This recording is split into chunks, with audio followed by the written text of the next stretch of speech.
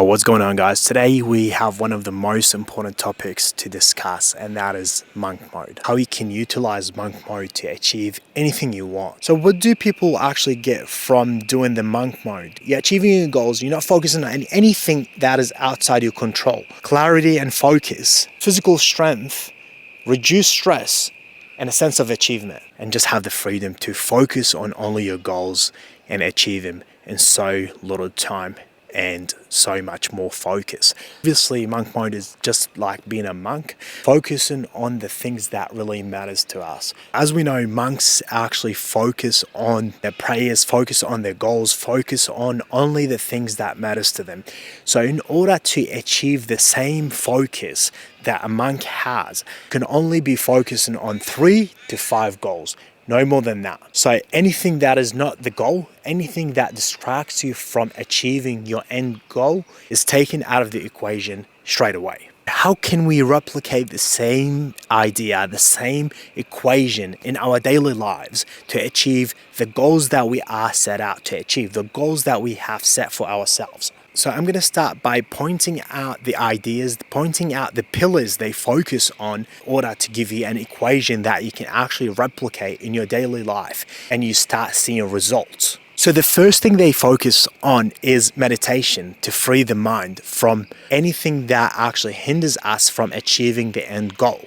The second thing they focus on that goes hand in hand with meditation is physical fitness. So physical fitness gives you the power to unclutter the mind as well. As you exercise every day, that teaches you resilience and endurance at the same time. Also, minimalism and continuous learning. These two pillars, they actually go hand in hand. Focus only on the things that matters, only on the things they need, only on the things that help him survive on a daily basis. Continuous learning, on the other hand, they focus on reading a book or reading something that is meaningful to their life to help him achieve the goal they have set out for themselves. The last and most important pillar is a purposeful living. So what is purposeful living? Purposeful living is having an intention in the morning, doing your meditation, doing your physical exercise, and attacking the day. So let's start with the first pillar, meditation. What do you need to do on a daily basis to actually achieve that sense of focus? Every day as you wake up, the first thing you do is meditation for 10 minutes. Whether that is guided meditation or unguided meditation, that is your choice. When you are in that deep focus and doing your meditation,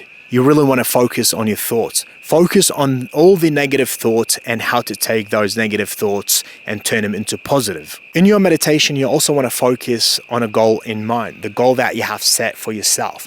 That goal you can meditate to come up with an action plan for yourself. The second pillar is minimalism. So what I mean by that, minimalism is anything that is outside your need, anything that you don't need to buy, anything that you don't need to do, you are going to take that out of the equation, out of your daily habits, out of your daily life. So if you play video games on a daily basis after work, when you're doing the monk mode, you're not going to be doing that anymore. Pillar number 3, continuous learning. So on a daily basis, instead of playing your video games, instead of going on social media, you're going to replace this habit with reading a book.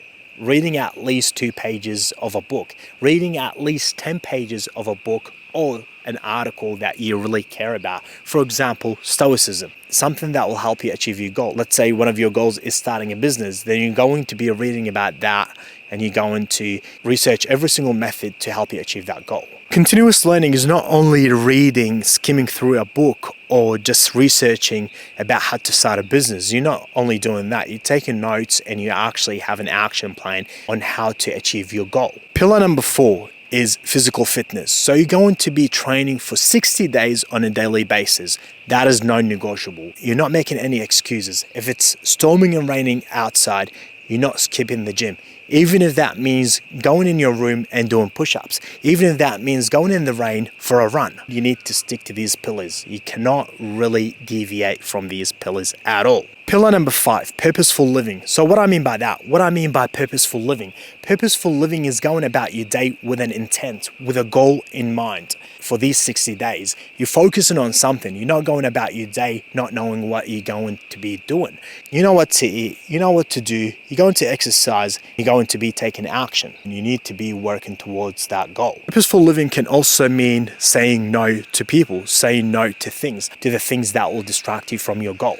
So obviously doing the monk mode is not an easy task. Obviously it comes with challenges, but the reward is so high. The first thing that actually a lot of people start experiencing when they do the monk mode is social isolation. So obviously you're not going to be isolating yourself completely from the crowd and your friends and your family. But if you are invited to a social event that will distract you from your goal, which means drinking, which means staying up late, obviously you're going to be saying no. Saying no is hard in itself. Second thing you will experience is adaptation. Adaptation is very hard for a lot of people to actually get used to the new routine and a lot of lifestyle changes. You're going to be noticing a lot of changes to your life, a lot of changes to your lifestyle and what you have been doing in the past. There's actually no magical formula to actually help you with adaptation. You just need to force yourself to do it. The third thing you'll experience doing the monk mode is going to start experiencing a burnout. You need to be mindful of your body. You really need to be in control of your energy. So if you're training first thing in the morning, if you're waking up at 5 a.m. every day to go to the gym, obviously you need to be sleeping earlier every night in order to balance that energy and help you with the focus the next day. I hope you enjoyed this video. Monk mode is definitely the way to do things. It's definitely something for every man that needs to experience. Sunset is just so nice. And obviously I'm right in the moment right now as I'm making this video. Woo!